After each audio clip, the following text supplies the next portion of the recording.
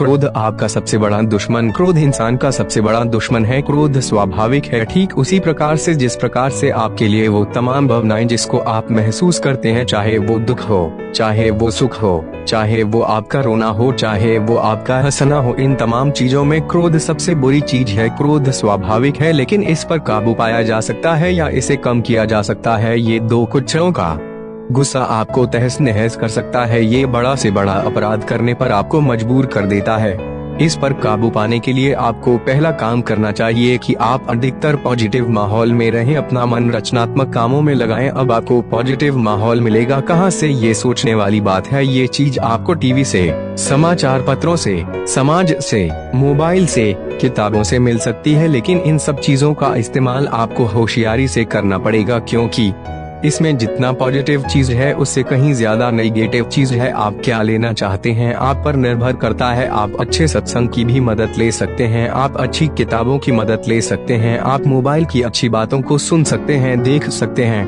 क्रोध का कारण कोई बड़ा नहीं होता है, ये सरसों के दाने से भी कम इसका साइज होता है। छोटी से छोटी बात से शुरू होता है और विकराल रूप धारण कर लेता है, इसलिए इसके जड़ पर गौर करना चाहिए। कोशिश करो कि वो छोटी सी बात ही पैदा न हो। कल की बात है, मेरी पत्नी ने बेटी से थोड़े से बर्तन धोने के लिए बोले, लेकिन उसने ध्यान नहीं दिया। धूप में कुर्सी पड़ी थी, उसे उठाने के लिए कहा तो उसने पढ़ाई का बहाना बना दिया। दोनों को इस बात पर क्रोध आ गया और सबसे मजे की बात ये हुई कि मैं जो आपसे ये बात कर रहा हूँ, मैं भी इस पुण्य काम में इन्वॉल्व हो गया। बात यहाँ तक बढ़ी कि मेरा हाथ बेटी पर उठते उठते रह गया। उसकी मम्मी ने तो एक हाथ जड़ भी दिया।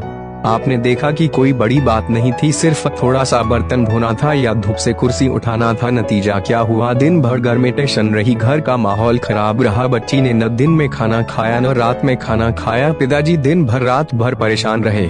मैं आपसे पूछता हूँ कि क्रोध का कोई बड़ा कारण था? आपका जवाब होगा नहीं। ऐसा ही होता है, छोटी सी क्रोध की चिंगारी पूरे घर को जला देती है।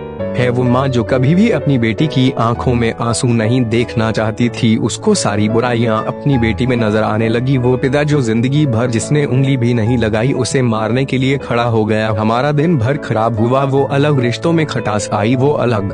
मेरा कहने का मतलब है कि क्रोध का परिणाम अच्छा नहीं है, इससे बचना चाहिए। ये आपका घर बिगाड़ सकता है, ये आपको अपराधी बना सकता है, ये कुछ भी आपसे बुरे काम करवा सकता है। मैं बाद में पछताया। मैंने मिसेज को समझाया कि सिर्फ बर्तन के धोने की बात थी तो मुझसे बोल देती, मैं धो देता। कुर्सी उठाने की बात थी, मुझसे कहती, मैं उठा देता। हमें बच्चों की भावनाओं की भी कदर करनी चाहिए। बच्चे बच्चे ही होते हैं, अपने माँ बाप को दुलार नहीं दिखाएंगे तो किसको दिखाएंगे? इस बात को उसे बाद में बैठकर नॉर्मल दिनों में समझाते तो उसके बाद समझ में आती और उससे उसको अपनी जिम्मेदारी का एहसास होता। गलतियां हम बड़े भी ज्यादा करते हैं, छोटों को समझ नहीं पाते या समझा नहीं पाते और क्रोध का सहारा लेते हैं, जबकि क्रोध हमारी बुद्धि को भ्रष्ट कर देता है। क्रोध से क्रोध नहीं मिटता है, क्रोध को सिर्फ एक ही चीज मिटा सकता है, वो है आपकी समझदारी। आप कितनी समझदारी से काम लेते हैं उस पर क्रोध की उम्र डिपेंड करती है। इसलिए हमको क्रोध से बचना चाहिए और समझदारी से काम लेना चाहिए। पहली बात तो क्रोध को पैदा ही न